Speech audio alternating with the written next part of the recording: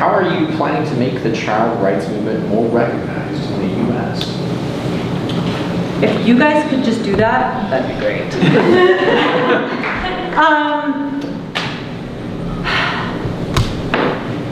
I don't know. I don't know, because we are seriously up against the most moneyed, powerful, well-organized groups in the country.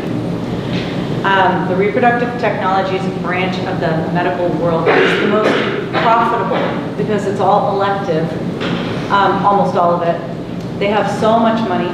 They hold these glossy, glamorous conferences called Men Having Babies all around the world that it's just for the purpose of creating motherless children. And they have hundreds of thousands of dollars. You know, it's outrageous. You know, the gay lobby is incredibly powerful. You know, one time I had the Human Rights Campaign blogging and tweeting about me, and I seriously thought my life was going to end. I mean, like, they're so powerful.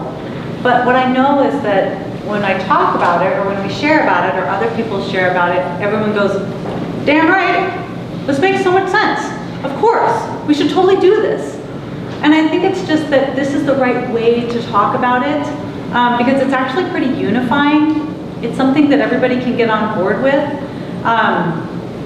And we want everybody, you know? Like, we wrote an amicus brief for a gay dad. You wrote a brief for that too. Yep.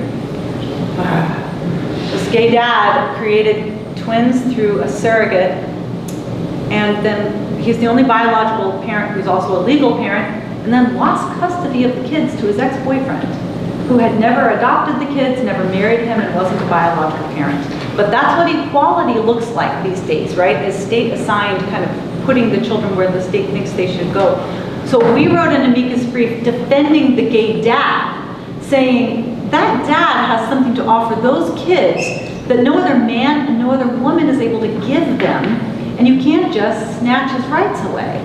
And so, like I said, we'll go wherever the children's rights path leads, and we'll roll over anybody that stands in the way of children's rights, regardless of whether or not they're good Christian people. I mean, I don't know how else to put that, but I've had Christian women write me and say, you don't understand how I struggled with infertility. I needed to use a sperm donor. My kid's gonna be okay. And I felt called to be a mom, and I'm like, you can be called to be a mom, but you can't violate a kid's right to get there. So anyway, I think that another thing that I think was a really big problem during the marriage debate is we were hypocrites. You know, like I said, we were really frustrated about same-sex marriage and completely ignored the fact that a lot of heterosexual couples are using reproductive technologies to intentionally separate children from one of their parents. And so I think that your generation has a pretty strong BS meter, you know? You've been marketed to, you've lived your whole life, you know, you can spot a poser when you see them. And so I think that... Why don't you look over at me?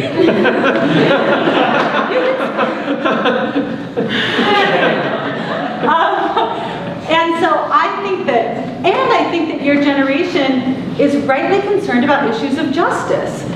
And you don't actually get to win any social justice battles unless you also get on board with this cause. I mean, enjoy fighting homelessness when 90% of homeless kids are fatherless. You know, enjoy trying to figure out how to reduce incarceration rates when 75 to 90% of men in prison grew up without a dad. You know, you're 4 times more likely to live in poverty if you're fatherless. I mean, I don't care what issue you look at. Get down to the bottom of it and you're gonna find missing parents. So keep fighting trafficking. You know, keep trying to deal with lower teen pregnancy rates. That's so noble, and you will get nowhere unless you also do this.